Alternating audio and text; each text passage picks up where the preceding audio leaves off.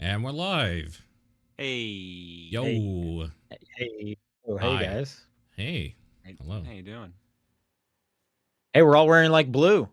Just noticed that. There we go. Okay. Yeah. It's Blue Thursday Tell me about it. because of Leap Day, and Yeah. that Yeah, guy from 30 because leap Rock days wore make blue. people sad. Oh, okay. Yeah, it's true. Everyone just kept Taking sending a me big the logic videos leap. of There we go. yeah. So what's been up with the last week for you guys? Oh, you know. Last week sucked, but I can't talk about why. Oh, I'm sorry. Okay. Well, let's Yeah. get off the show then. Okay. What about you, Paul?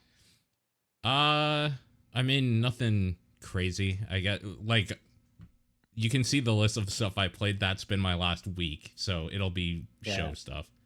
You're definitely complaining a bunch on Twitter. I saw that. Yeah, about probably a lot of stuff. I watched Sex Education that last season, and I was Oh yeah. I was pretty disappointed. Just there's so much that they introduced, and they kind of wrap it all up like pretty quickly. Like I feel like that show should have had another season because there was so much that they were wanting to do. But whatever, it is what it is. I'm glad it ended because I even remember before they announced that it was going to be the final season, all the actors were like, "This is the last season I'm doing," and it was like, "What is this show going to turn into?" Like, "Oh no, Yeah. this is going to suck if like half the cast leaves." I'm almost And wondering then if that's why they're like, yeah, it is going to be the last season because no one wanted to continue doing it or something. I enjoyed that season, so I'm glad they ended it when they did. I would, you hate it for a show to just go on after it's like done its part. Yeah, sure. Yeah. I don't know. You can't win them all. I really hated the main character by the end of it, but I mean, whatever. The rest of them, They definitely make Otis kind of a villain in this season for he's sure. Yeah. he's such a piece of shit. Like he's such a douche. And the thing is that like I don't remember him being. Maybe he was the whole time. I just didn't notice it or something. But I don't remember him being that way, and I don't like how they like just decided to put conflict with him and his like best friend for like the hell of it for a little bit. Like there was just so many decisions that I was like, this just feels forced. I don't like the pacing of this at all or whatever. And it's too bad because there are some like storylines and stuff that I thought were decent and I wish they had got explored a little bit more. Okay. That's really it. Okay. I love the color grading in that show. Yeah. And anytime they show the title screen or whatever is usually very, very cool. Like how they incorporate the like sex education title into like the scene, the intro scene. Yeah, I'm having a hard time remembering like a specific one because I also watched this like a year ago. But Yeah. that does sound familiar. Yeah. Yeah, I don't really remember specific ones either. I just know that that's kind of one of the like coolest things that I like at the beginning of each one of those. Okay. Cool. Well, it sounds like we got a bunch of video games to talk about, so let's get into that stuff. It's the top-down perspective for February 29th. Yeah. Rare. The Leap Day podcast. Yep. I wonder if we've ever done one of these. Who knows? There is a way to find out, but Over like 13 years? Like, Surely, right? well, not only would it have, I'm sure we've done it on a leap year. Like, of course we have, but like, yeah. they, you know what I mean? Like, anyway, Yeah. I'm Sean Booker. I'm Paul Fleck. John Wheeler. And before we get into Final Fantasy, let's talk to John about what he's been playing. All right, I've been playing the Mario vs. Donkey Kong remake on Switch, so I've been working my way through this. Nice. Nice. Did It's you a ever play remake of the Game Boy one, right? the Game Boy Advance one? Oh, okay. You Yeah. sure? I thought everyone was saying it was the Game Boy one. I am, considering I've beaten the game, yes, I am 1,000% sure. Okay. All right. Sure. What's the nickname for that one? Like 94 or something? DK94 is the Game Boy one, yes. Trust me, that's Okay, the yeah. one I would have preferred. I thought that's what people were saying this was a remake No, of. no, it's literally, the game was literally called in the GBA Mario vs. Donkey Kong. It's literally the exact same game. Okay. Okay. Gotcha. They, I thought they it was added a like a couple things to it. compilation. sort No, of thing. not even that. Not even that. Oh, that's really just okay. That explains know. some things I've I heard. know. I thought it was a first-person shooter. Oh man. So no, this is a remake of the GBA game from like 2004-ish. They added in 2 new worlds, but all the main content that I remember from that version is back in there, where like you get to the end, and then suddenly here they've doubled the game length. The expert stages are in there. I think that was in the original one. It's been a while. I don't remember. They made some small tweaks. Obviously, it's a huge graphical improvement. Yeah. The cutscenes in the original game were just still images that were pre-rendered. Now it's actual full rendered cutscenes. It's using the same voice clips, so it's Charles Martinet talking, Okay. but Oh, they're okay. obviously higher def ones. So I guess they took out the original files. They did change DK's clips to be his current voice and not Grant Kirkhope, because that's the voice clips they were using was the DK64 ones in the GBA one. Oh, I didn't think I knew that Grant Kirkhope did DK's voice. Yep. Did they get the guy from the movie? Shit, what's his No, name? they did not. Seth Rogen. Seth Rogen. Kept saying it's Seth MacFarlane. I'm like, that's not right. No, that would have That's been a the great other Donkey Kong though. But yeah, no, it's if you like DK94, I mean, this was the actual sequel to it. It's just 20 years later. It controls not as good as I remember the GBA one controlling. I don't know why. It feels it's like there's certain things about like turning that it really doesn't like to do, but it otherwise is that game as I remember it. Like the stage layouts are the same. The mini Mario stages are the same as I remember them being. The DK fights are not quite what I remember them being, but they're still more or less the same. Hmm. I don't know, it's an alright game. Like if you like tight platformers or but don't mind it feeling a little like I love DK94. It's like my favorite Game Boy game. And I was always kind of lukewarm on Mario vs. Donkey Kong because it honestly felt like it was a bit not watered down, but like too clean feeling. Like the music was very like neutered and kind of safe. Like it didn't feel too exciting. It was just like, oh, there's just music. Sure. They use like pre-rendered, like they tried to go like the Donkey Kong Country route where they use like pre-rendered sprites and tried to make it look fluid, but it was the Game Boy Advance, so it didn't really look that great. It's interesting. Well, Yeah, does this if you version fix your gripes or? yeah, no, this version looks great. Absolutely, Okay. looks Sure. fantastic. Yeah.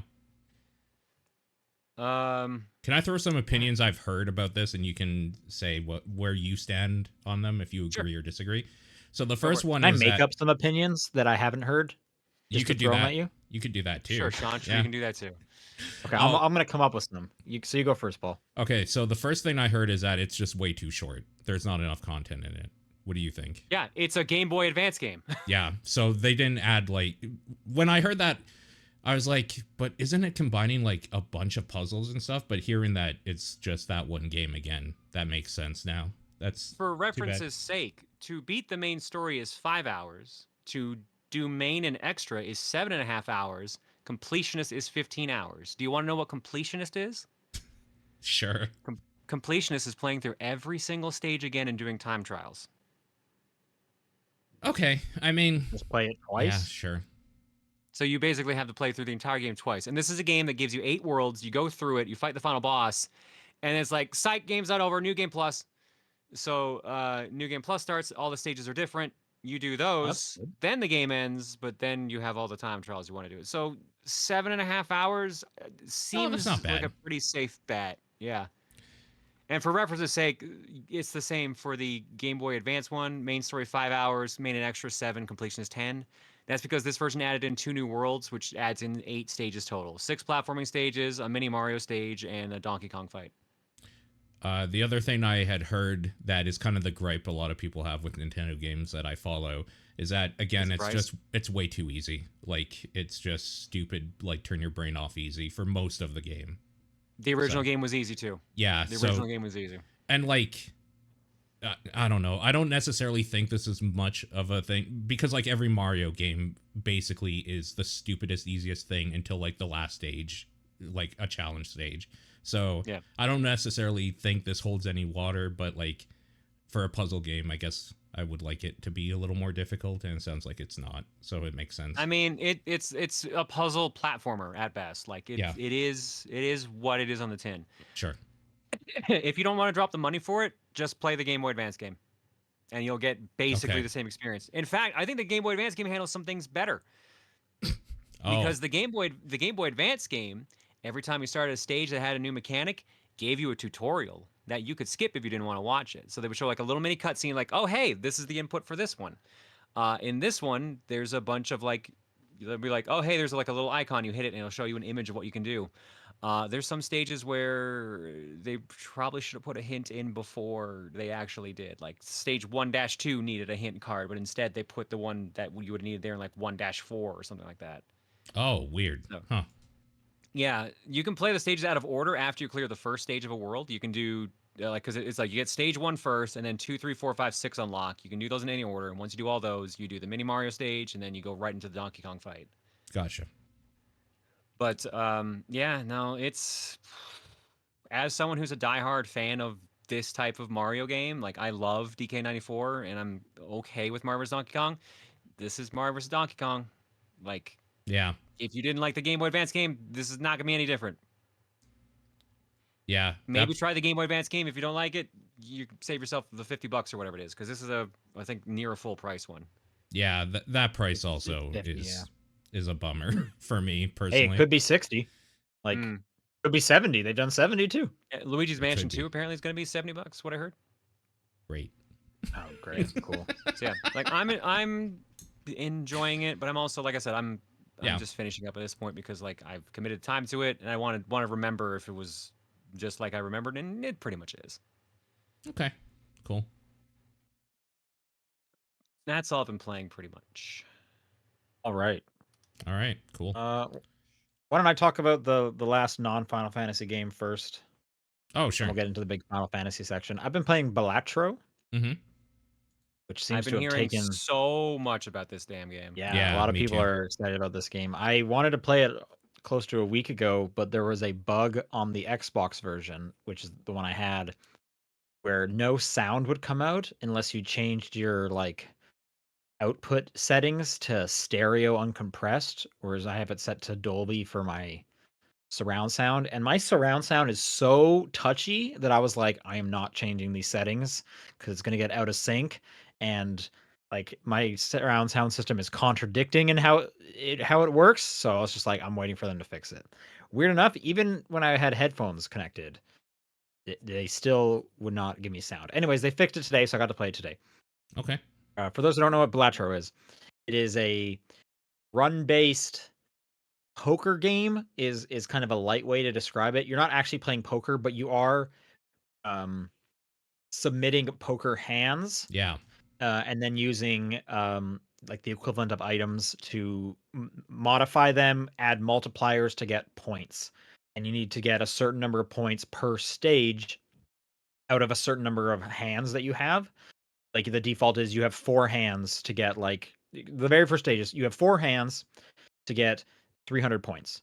And you can do that with like a hand is like you submitting 1 poker hand because I think you start with like 8 cards actually in your hand, and then what you play is considered a hand. Then your hand gets filled up again, and you can discard, and that counts as a separate thing. But what it really comes down to is like the modifiers that you're purchasing in between stages that will affect your cards, that will add bonuses to your cards, that will change your cards and power them up and stuff like that, so that you keep going. And every 3 stages, there is a boss stage that has its own kind of like challenge aspect to it, which can be stuff like your entire first hand is going to be face down. So you're kind of just either playing randomly or having to like discard immediately to get some face up cards. It could also be stuff like for this entire game, you can only get points if you make a pair, as opposed to doing like 3 of a kind or a straight or a flush, whatever the poker hands are, full house, yada yada. Mm-hmm. It's really good and super addictive. The rounds can go by like really fast, and it's so easy just to like, if you lose, hop right back in and be like, well, I can get through those like first 3 stages like in 1 hand each if things are going well. So I'll get back to where I was real quick. It also does the surprisingly nice thing. if you lose, like you're completely out, and you go back to the main menu and you hit, new run. From there, you can select actual new run, or you can hit continue, which will put you back in your very last hand in case there was something different you could do, and you can keep playing from there. Interesting. Hmm. Okay. Which has actually been really great because every now and then I'll be like inputting the commands too fast, and then I'll submit like 4 out of 5 cards for a straight, which is not a straight, and I just completely bone myself. And then it's like, oh shit. Well, it lets you go back and just like, I'm gonna do that correctly and move on and stuff. So that's actually kind of cool. And I totally came across that by accident because I accidentally killed myself and I tried to just start a new run. I was like, wait, what does continue mean? Went right back in it. There's also different decks you will unlock, which will do different things. Like one that I have is every round it gives me an extra hand. So actually, every time I beat a boss, now I have more hands in order to get to that like score limit that I need to get. That's like an easier one. I haven't beaten the game yet. I've probably put about 2 hours into it so far, but like all I want to do is just go play that right now. Yeah, everyone I know who's played it has said it's like addictive. Yeah, it's really great. Like I could see myself putting a lot of time into this. It's $15 full price, but it's you can find it on sale like everywhere for the most part. So I'd be surprised if you paid more than like $12 at the moment. Yeah, highly recommend Balatro if you're into puzzle games, card games. It's worth playing through for sure. Cool. All right, we've teased it long enough. Paul, talk to us about every Final Fantasy. Oh my god. So I was trying to finish 16 before Rebirth came out. And that just wasn't going to happen because I had the intermission DLC I needed to do still as like the lead up to Rebirth. So 16 is on hiatus indefinitely until I finish 7 Rebirth now, basically. That's going to be a while. Rebirth is really big. Yeah. So I left 16 off at the very end of the game too. Well, it's what you think is the end of the game because it's right before the final boss where 14 more side missions and like 10 hunts open up. So it's like, oh, this is 10 more hours of content. All right, let's move on. So I did.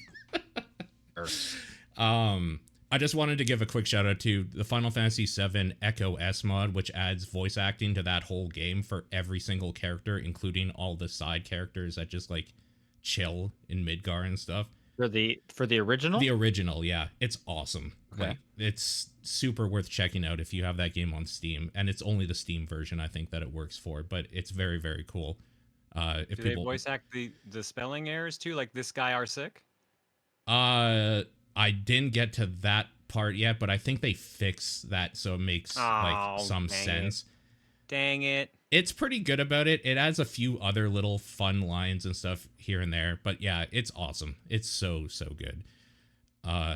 So again, that's Echo-S mod if you wanted to check that out. It's just a public service announcement basically. It's very cool. Okay, thank you. The intermission DLC.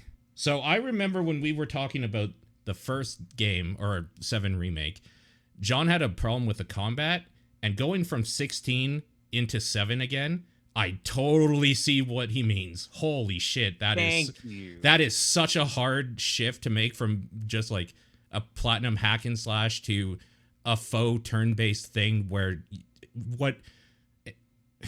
unless it's an area of effect that you get like attacked with, you can't dodge anything, and it's so fucking weird because in 16 you can dodge. There's no, a dodge. you can't. Well, there is a dodge, but it's not like a fireball is cast at this area. It is cast on you, and you have to get like this pinpoint accurate dodge instead of just like dodging out of the area of effect that it's in, that like hack and slash games usually do. It's this weird it's very specifically a turn-based game, and you can push a button to like dodge it at the right time, like a timing thing, but there's no leniency at all that like you would be used to in any modern game, and it's so fucking weird to get used to after being used to it in like a game that does it the way I think John wants it done. I'm a little confused. You're saying turn-based? This is active combat. It is not. Everything is very turn-based with you just like hitting buttons in between big things. Okay, no. What are you talking It about? is. What are you talking about? Like, and I mean, okay, are you saying the same thing for Rebirth? Because maybe I'm just completely forgetting Yes. Intermission. No, all of it. Okay, then Like I have 7, no idea period. what you're talking about. 7 then. and 16 completely feel different combat-wise. And getting back into the 7 mode after what you think that game would play like, because 16 plays the way you would think it was, it has been weird. But I mean, that's what Intermission has been good for, is basically getting back in that mode.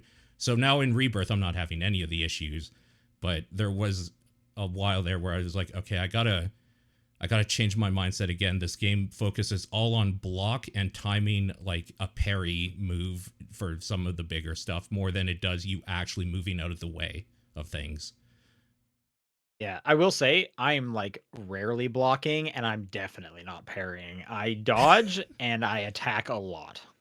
I think you're taking a lot of damage that just doesn't matter then, because that game just Maybe. consistently pelts you with damage, and most of it doesn't matter until like a big attack comes, and then those are the one they have like a little exclamation mark on it. Is like that's the one you need to like get the fuck out of the way for. But like otherwise, every other attack will do a little bit of damage to you no matter what you do, essentially. Yeah, I will say I don't find Rebirth difficult. There has been a boss or two where it's like, okay, this is going to like take a while and I need to make sure I'm like trying to stagger it, or I'm going to be here forever. But for I don't think I've hit a game over yet. Sure. So, No, that and makes I'm about sense. 20 hours in. You played the Intermission stuff, right? Like back like 2 years, 3 years ago now. Yeah, like when it came out. Yeah. Yeah. I really like how Yuffie controls and plays.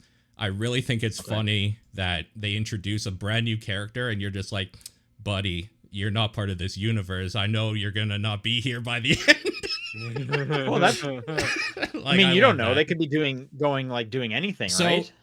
The thing is that that's what I was saying the whole time. And then like one of the final scenes with him, they do something where it's like, oh, he might actually be back. So who knows? Like maybe he might be back in Rebirth. So that was kind of interesting and fun. But the team up. So you finished Intermission. I did. That thing's only like 5 hours. It's very short. Yeah.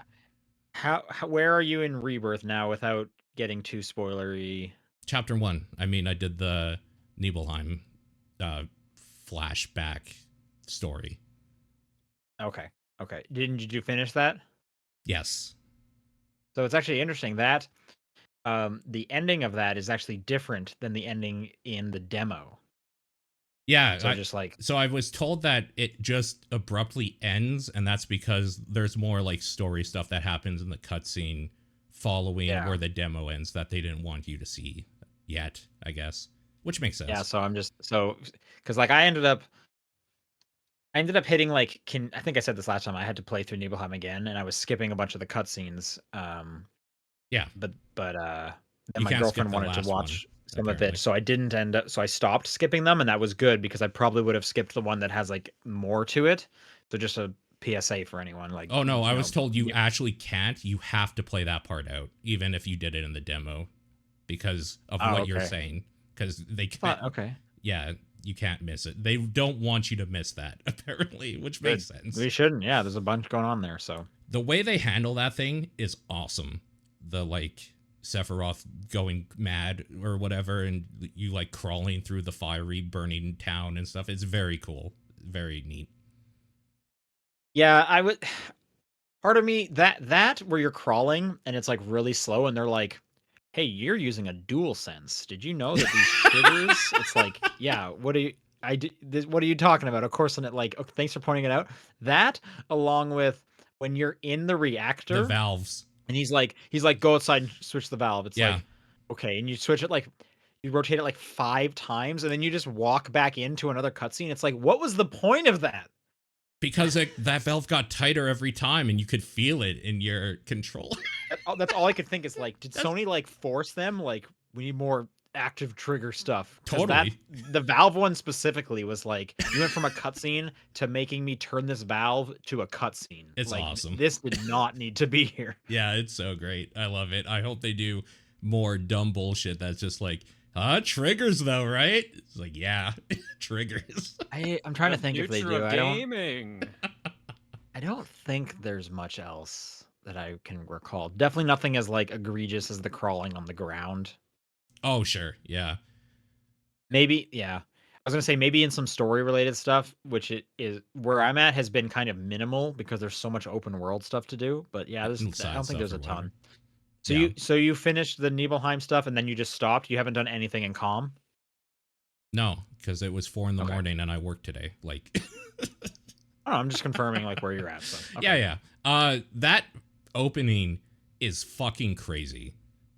Just like the way that game opens. I Like can't the even. very opening The or very Nibelheim? opening before the Nibelheim thing, and you're just like, what Yeah, is I going remember on right now? yeah, and it's like I don't even think it's worth talking about because it's like Yeah, less than 10 minutes. You maybe play it for 5. Um, that we were specifically not allowed to talk about in the embargo when we had it like pre-release and like the review embargo passed. yeah. I mean, that makes sense. That's a pretty big thing. What's crazy though is that part hasn't been referenced for me since. Oh And I'm yeah. 20 hours into this game. So No, it's just like, what the hell was that? I'm almost expecting them not to say anything about it until like the next game, because it seems like one of those things where they're like, we're building to something and this is going to be a thing we're going to refer back to at some point deep in. I'm hoping at like the end of this game, we You get some get answers some on what that meant. explanation. Yeah. Well, just a bit more, like a continuation of it. So Yeah. I mean, I think the general theories are weird timeline stuff, right? So it makes, you don't have to know exactly what they're doing, but like you can almost see probably where they're going to be going with it. But it's very cool either way. It's weird. It's who so knows, weird. man? It is fun what they're doing. But anyway, I'm excited for like next week once you've hit the open world and we can really talk about that kind of stuff. Um, Yeah, like for the I have a feeling we should probably eventually just do like a full spoiler talk about it, like down the yeah, road, sure. because there's gonna be too much to talk about that. Like I would love to talk about that opening thing, but it doesn't make sense to here because it would fucking ruin it would ruin that moment for everybody. Oh, it's like a yeah. You don't want to spoil it for people and stuff. Totally. For the record, yeah. So I'm about 20 hours. I just got to Costa del Sol. Okay. When people are on that. I don't have the swimsuits yet, which I know were really popular on Twitter last week. But those should be coming soon. Thank God. Thank God. I'm really good at Queen's Blood. I beat the tournament. And apparently There's a wasting all your part. potions, according to you. Yeah, I'm really good at like, oh, my health is low. Let's use a bunch of potions, and then I turn the corner and there's a bench, and it's like, yeah, okay, Oof. great. I'm done it like 3 times, but what can you do? Yeah. There's a part with Red 13 when you're on the boat. I'm not gonna spoil it, but it was like this game is so fucking dumb and goofy, but Yeah. they're taking everything so seriously. Like this, I love this. This is great. Yeah. Yeah. I'm so happy to be back into that world. John, you have any plans to play Rebirth? Yeah, Reese and I'll play through it at some point, but I didn't rush out and get it today. So I don't. I didn't even pre-order it. Weirdly enough. Wow. Nice. So I'll pick it up at some point. The big thing I wanted to talk about was going from 16 to 7 remake again. I was like, oh, I understand John's pain. I totally get what he's talking about now, because this feels awful for the first like hour, and then it was fine. But for the first while, I was like, my brain is not comprehending how I keep getting hit by fucking everything when I push the button like exactly correct. And it's because, you didn't, though, is the thing. Because the game's not necessarily meant for that. Completely different. Yeah, completely different mindset going into it. Last thing I'll just say on what we're playing is Helldivers fixed their servers, so I was able to get in a bunch of that this week. Yeah, I need to go back in, actually. The game's so good. I had a pretty enjoyable moment where there was like 3 of us doing a mission, and then a 4th person kind of came down mid-mission, and they had a mic, and as soon as they landed, just over the mic, they goes, "What's up, guys? I'm here for freedom!" And then we did the mission, and that was just great. That's pretty good. It's pretty good. Yeah. I've got nothing but bad randos, but that's okay, because I have a few people that I can play with, so I don't have to worry about that anymore. Thank Oh, God. I'm playing exclusively with randos, and it's pretty rare that they have a mic, so that's been totally Oh, fine for me. sure. Um, There is one more game I yeah, it's wanted to talk about when yeah. you're. I don't know if you're done. Go I'm ahead. sorry. I was just saying, Helldivers is still awesome. Yeah. Primarily because I think John's been playing it, and I want to talk a little bit about it because I was playing it while we were waiting to go live here. Oh my God. I can't remember the name now. Hold on. It's called Snake for the mobile phone. Oh, Pocket Card Pocket Jockey. Card Jockey. Yep. Yep. Yeah, baby, So it's back. That's out, and I've been playing a little bit of it, but I think you've probably been playing it a lot more. I've played it a bunch on stream. Yeah, Yeah. How are you liking like this? I love it. Well, I already loved the 3DS one, so I think they actually balanced it out for the console version surprisingly well. Like, they adjusted the timer so you have more time to actually think through things. All the mechanics are mapped out to buttons pretty well, so once you get used to the flow of things, you can just tap things out. You don't have to. You barely have to use your cursor at all. Right. It explains things fairly well, but I mean, so did the original game. Like, it's the game I remember, and I remember it being as fun as it is, and also as frustrating as it is. So yeah, no, it's solid. Yeah. Yeah, it's super fun. What is it, like $20 or whatever? I think it was exactly $20. $20, yeah, for us at least. I don't know if it's cheaper down there or whatever, but yeah, no, that game is really cool. I'm glad it's out on a thing that I can play it more than I used to. I played a little bit of it back then, but not a whole lot. I'm glad it's off Apple Arcade. Yeah. Well, on Switch, I would still prefer a mobile version. I didn't have to subscribe to. I think did it get Apple Arcade and iOS, or was it just Apple Arcade? I forget. Well, Apple Arcade is iOS. Well, I mean, like, I'm pretty sure that works on phone. I mean, I don't know. You mean like on Android phones? No, it wouldn't be on Android. No, it'd be only on iOS. Yeah, if it's on Apple Arcade, it doesn't have like a non-Apple Arcade version. It has to be exclusive to Apple Arcade. Oh, okay, gotcha. It's a bummer because there's a bunch of those games where it's like, man, I really like this one. I just don't want to say subscribed to it. I would rather just have this game. Rather own the thing. Yeah. Yeah. Yeah, that game is great. All right, let's do some news. We'll start off with one happy story. Yeah. Toys for Bob, which we were kind of confused what was going on with Toys for Bob. They've gone indie. They have separated from, I guess technically Microsoft now, or maybe this was like kind of put into play as the deal was happening or something with Activision, but they're now going indie. And it's funny, in their announcement, they said that their first project is actually in partnership with Microsoft. Yeah. So that's just kind of odd to me that like you went indie, but then you're working with them again. Okay. My big question is like, so they clearly are not going to be owning any of the IP probably that they were And that would working just be on. the Crash, purpose of being indie, yeah. Crash, Spyro. That's not going with them. So that's still going to stay with Activision, and I guess someone else will start working on those games, which is a bummer because Toys for Bob was recently doing some cool stuff with those properties. Yeah. But maybe it'll be kind of like a ukulele situation where they kind of just make like a spiritual successor to those things, and it's fine. Who knows? Yeah. That's But the good most for likely them. scenario, honestly. Yeah, I'd be fine with that. Like, make a Spyro like. Let's do it. That Reignited trilogy was good. All right, and then on the bummer news, apparently everyone decided to like lay people off this week. Oh It my makes god. sense. We're at the end This was of crazy, fiscal like, years, so it makes sense. I had been somewhat like not bringing up layoff stories because it was like every week, but this week there was just so many that it was like we have to talk about these. So starting off, Sony laid off 900 employees.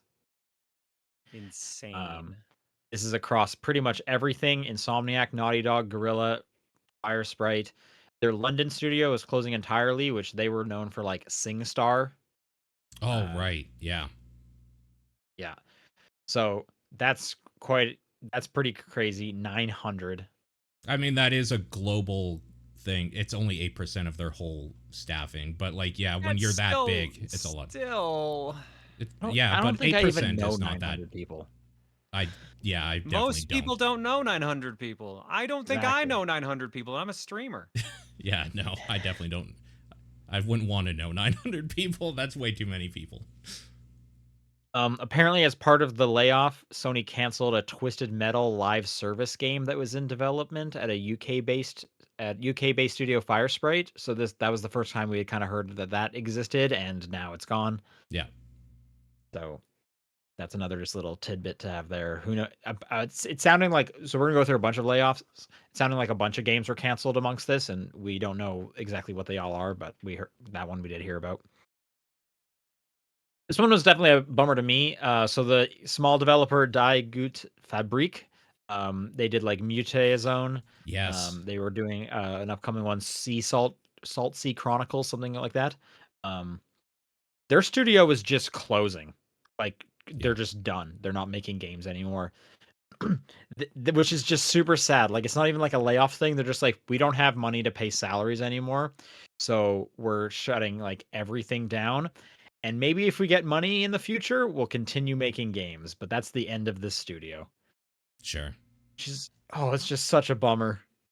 Like that's yikes.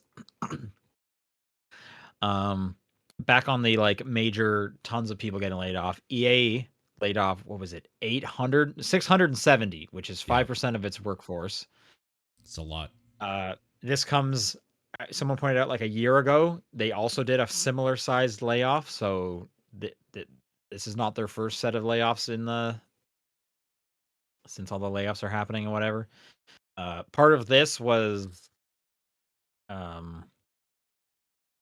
Respawn's unannounced Star Wars first-person shooter was canceled.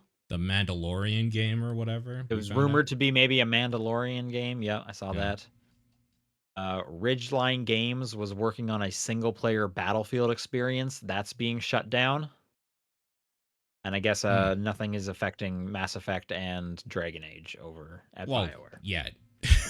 Hopefully. At the moment. So those haven't been shut down. Yeah. Is the key. Yikes, man. Crazy. We're not done yet. Deck 9, who recently published that Expanse Telltale game. They did Life is Strange Before the Storm and True Colors. They laid off 20% of their staff. Holy shit. That's a big number. 20% of your staff. Yeah, I don't know how many that actually is. I don't know how big that studio was. They were putting out a decent number of games, but yeah, 20%, that's a huge chunk for sure. And then Supermassive, who do Until Dawn, right? They do the anthology series, the Dark Picture anthology series. They laid off 90 people. I don't think I even heard this one. I didn't see this one. This was like the first one this week. This is the first one that happened. This I think the first one that I heard about. So there you go. There's the layoffs for the week. I mean, I hate to say, don't even joke for the week because we might get more next week. No, it's gonna get worse. We're in fiscal year end. Like, I'm sure it's going to be worse this month in March. So we'll see. Yeah, this is pretty rough. And yeah, you're right. There is still one more day in this week. Like, I don't know, man. My heart goes out to all these people. Holy smokes! But yeah, pretty brutal. We are easily going to pass last year's total any week now. Oh, for sure. Yeah. You know, it's also, I think, because I think about this so often because I just keep hearing this story. Like, I think about people trying to get into this industry right now, and now you have to compete with like literally 15,000 people. And a lot of them are veterans. Like they've worked for companies for decades. They're exactly requested talent. And AI is probably doing all the like grunt work stuff that like a new person would have gotten. Yeah, probably. Like all the basic coding bullshit or whatever. Or just stuff like, hey, we just need you to make a bunch of posters for this person's run. Oh, we just need you to come up with a bunch of like NPC barks that the player will just kind of hear as they walk by. Stuff that they would give to like fresh, like associate level writers and whatnot. That's going to be the first thing AI takes over. Probably already has, honestly. Yeah, exactly. Like, I'm going to be at GDC next month. I'm sure there's going to be like 1,000 AI things being like, this is how we can write half your game for you. Yeah. The real bummer is that a lot of this is coming from companies that are extremely profitable. Like that's when you hear about like the Degoot Fabric or whatever, it's like, okay, I kind of get it. Smaller team, their games aren't huge like blockbusters. I kind of get why they're shutting down. But when you hear that like Sony's letting off 900 people and they've had some of their like top games of last year, like Spider-Man and stuff come out, you're just like, what the fuck? Yeah, it is like a recurring story of, oh, we're profitable, but we're not profitable enough. Right. A quick way to get there is cut headcount, and then we'll be back on the green. Yeah. And then in terms of the smaller ones, the thing that I keep hearing on other game podcasts that people are talking about is that I guess just like investment in games has completely like dried up for that kind of like mid and lower tier. So finding Right. like a publisher right now has become almost impossible unless you are like massive and you are like a guaranteed success. Right. There is just no money being put out there for these like smaller ones and whatnot. Sure. Yeah, what a bummer. Holy smokes. All right, let's do some questions. Hopefully it'll be on a happier note. Here it is. I've seen these questions. Topdownperspective at gmail.com, at TDP Podcast on Twitter, the Discord channel, or John's P.O. Box. And this first one comes in from Matthew, who wanted to give some context to one of my questions. Hey, all, just wanted to answer Sean's question about why Skull and Bones was never canceled after over a decade. If you don't remember, if you didn't listen to last week's episode, I was very confused. It seems so much just like Black Flag's boat stuff removed. Why did this take a decade? Yeah. They didn't add too much to it. Back to the email. The reason is because Ubisoft legally couldn't, because the Singaporean government gave Ubisoft a generous subsidy to develop the game in Singapore to help kickstart potential local game development. So if they canceled it, they would be sued. Although considering everything that's happened, I wouldn't be surprised if Ubisoft got sued anyway because of the horrible mismanagement and how Singaporean developers had no opportunities to advance in the studio. I had heard this too, actually. I forgot about this, but that makes sense. That's interesting. I'm wondering how often people are getting some kind of like funding kick that is like so that comes with a contract where like this game needs to like ship. Like Kingdoms of Amalur, wasn't that the state of Rhode Island or some shit? Was on that? Yeah. Let me look it up quickly here. And the baseball guy, right? Isn't he the one who started the studio? Yeah. I can't even. Oh yeah. Rhode Island now owns Kingdoms of Amalur. Just like the state does. The state won court approval to take over control of all assets owned by 38 studios, including the rights to Kingdoms of Amalur. I guess they invested in the studio, not the game specifically, but yes. Okay. I'm just wondering, like, so did they get like some share, some revenue share when the remaster came out? I mean, they would have got all the profit that it made, right? Profits? Because they owned it. I don't even remember who did, because 38 Studios wasn't around to develop that. Who did that? I don't know. I don't remember. No idea. Lower remaster. That was such a weird thing. Re-Reckoning, that's what it was. Re-Reckoning, yeah. Yes, I'm over 18. Let me look at this game. Oh, all proceeds will go to the publisher, developer, Kaiko Games, and owners of the platforms it releases on instead. Kaiko and Big Huge Games. Yeah. And 38, and then publisher THQ Nordic. Yeah. Okay. Anyway. Oh, right, because Nordic purchased the rights back eventually. Okay, that makes sense. That makes sense. There you go.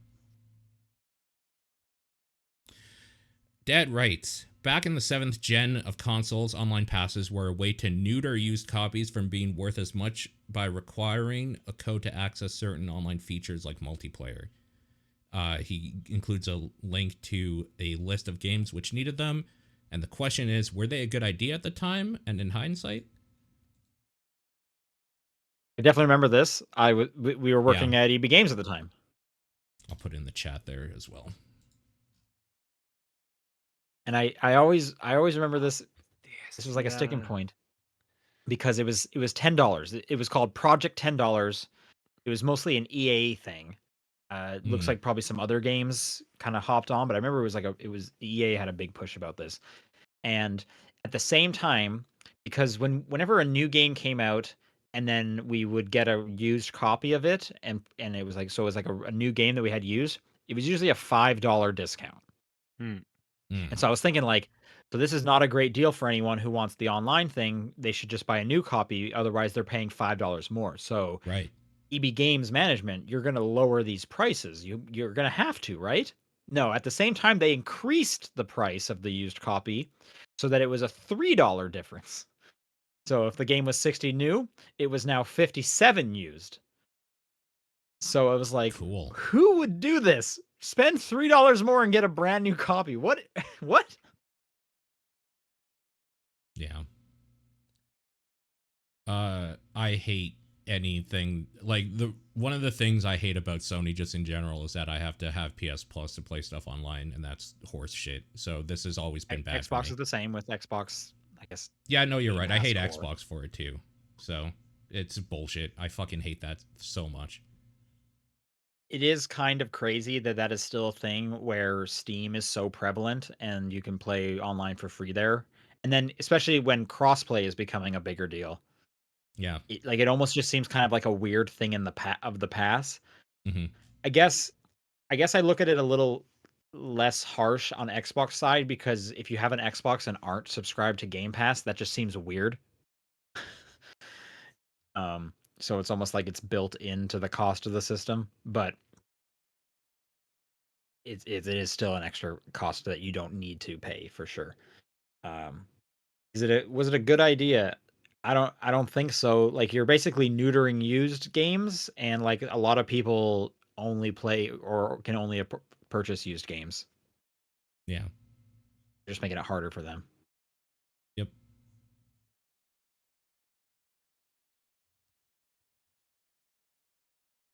All right, we on Rastermans?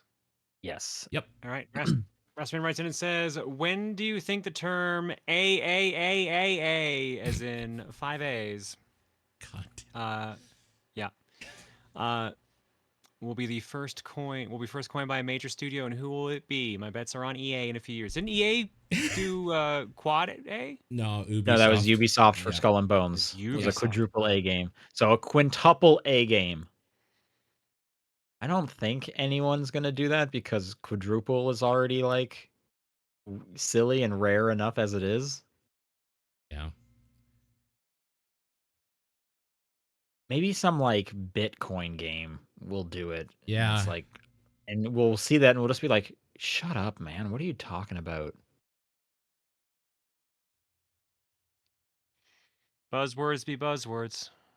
Yeah, I can't I don't imagine. know. At the rate with all the cuts that are happening with companies, I don't know if they are even ever be able to pull off saying they're going to do like a Penta A game. Yeah.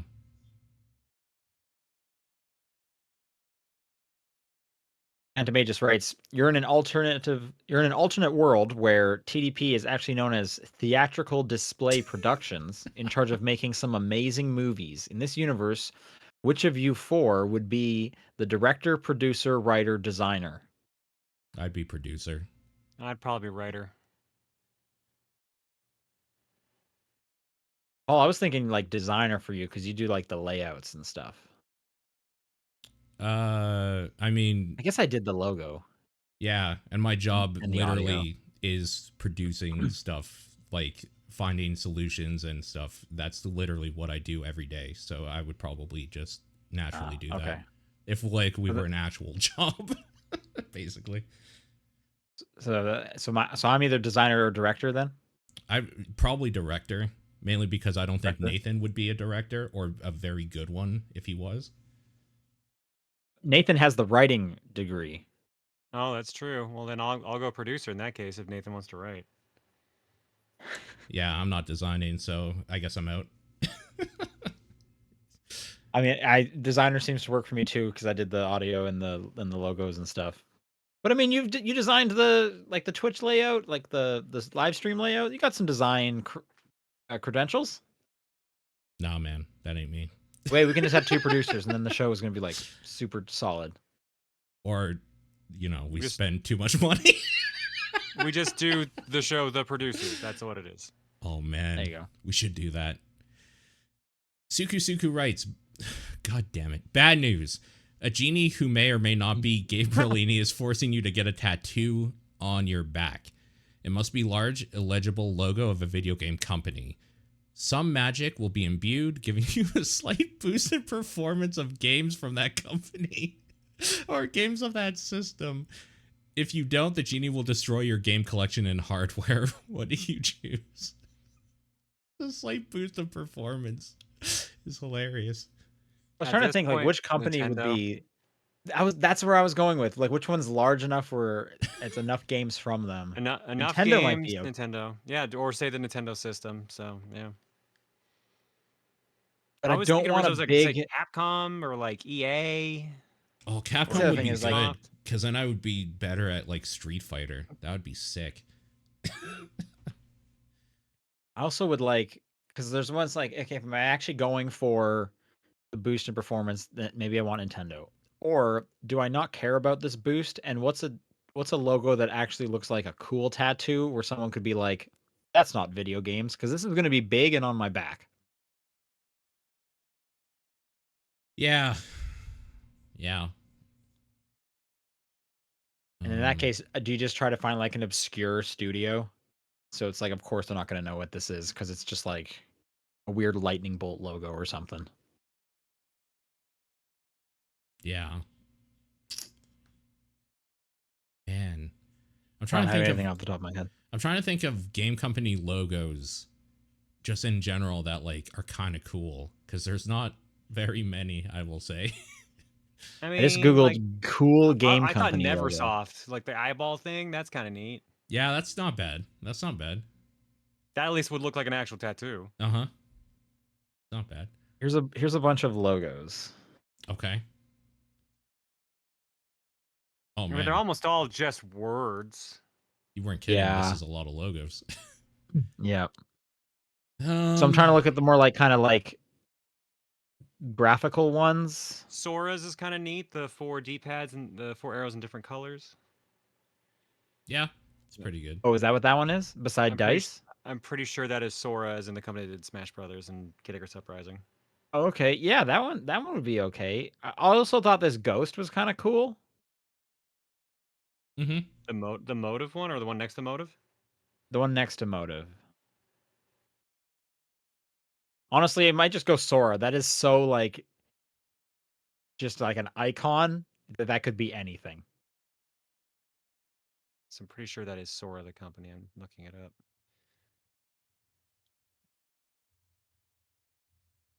Yeah, it's Sora. And then, there are people who actually have the NetherRealm logo. Paul, why don't you just get the Pokemon Company International tattooed across your back? Oh, yeah, at the very bottom. And you get a boost every time you're playing Pokemon. The Kojima Productions one's kind of neat. NetherRealms. Yeah, but as a big tattoo on your back? Mm, If I had to get one that was just words, I would probably go Capcom. I think I like their games the most, like all of their games the most out of like every studio listed here. like I said, if I want the boost, I'm gonna pick the Nintendo Racetrack logo. Hmm. How about Danger High Voltage Software? I'm good. It'd be so bad. The Rare logo is actually kind of sick without like the Rare underneath it. Yeah, that one's also really nice. It's kind of cool. The problem is, though, with like more vertical ones like that, is that it could take up a lot of space on your back. It could take up your whole back if depending. Yeah, on absolutely. Who's doing Well, I'm that. almost thinking these ones that are like like the Nintendo one, like it's going from almost like the edge of your shoulder to the other to your shoulder. other one. But then at least like below that, it's still normal back. If you have one that could fit across your whole back, that's real bad. So what you're saying is you could still wear like a crop top. What and I'm no one saying would is- know you have a weird tattoo. What I'm saying is look at the Rare logo and then just imagine like 2 arms drawn off the sides of it, because that's your back now. Which is probably a problem. This Paradox one would actually be okay. It's it's like a fossil, like a skeleton of a Yep. Paradox one's cool. Yeah. I think the CD Project Red like bird thing is kind of cool too. Coalition's logo ain't bad either. Yeah, there's a few here that are okay. I think some of these like that are like both like an image and the word. I could get it behind just the image, Yeah. but I wouldn't want it to also say the Coalition underneath it. Yeah. Yeah. Yeah. Like Beanox. Okay, I'll do that circle thing. But I don't Yeah. want it to say Beanox underneath. Yeah. Man, the Kojima Productions one actually is kind of sick though. Yeah, exactly. Yeah. Hebrew Lantern writes in and says, if you could be a bender in the world of Avatar: The Last Airbender, which of the 4 elements would you want to be able to bend? Oh, water. That's not even a question. It's the most powerful one. Is it? You can I haven't blood watched bend. the show. You can literally control people. And I like, was rip wondering if them we were going to apart. bring blood bending into Yeah, it. absolutely. Okay, I did watch that. What was the Boys spinoff? Yeah, it is kind of school? like that. Yeah. Yeah, what's that show called again? Gen V. Gen V. Okay, so that's a bloodbender. Yeah, basically. As someone who's only seen the M. Night Shyamalan movie, I can tell you I've remembered literally nothing from it.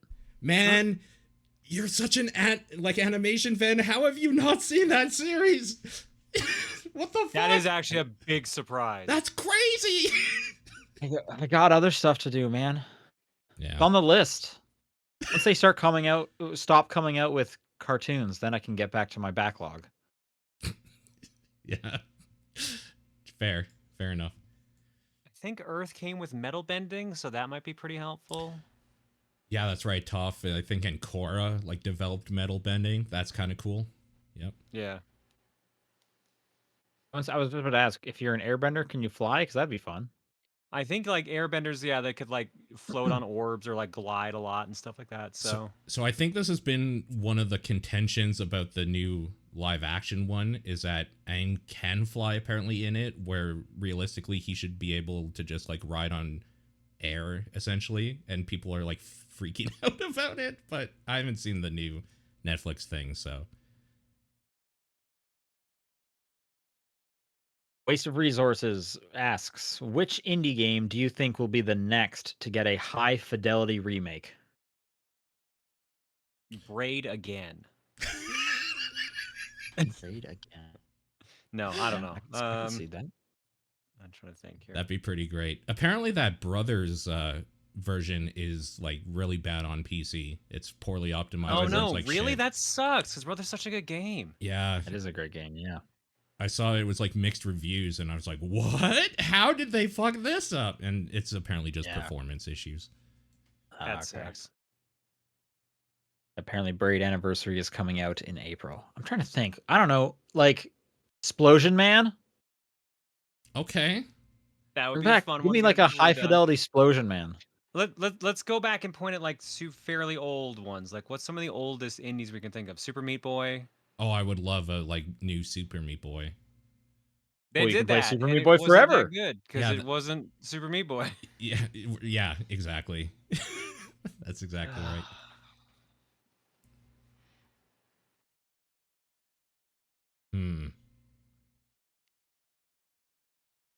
What Was why that? can I not think? Geometry an Wars. Xbox Live?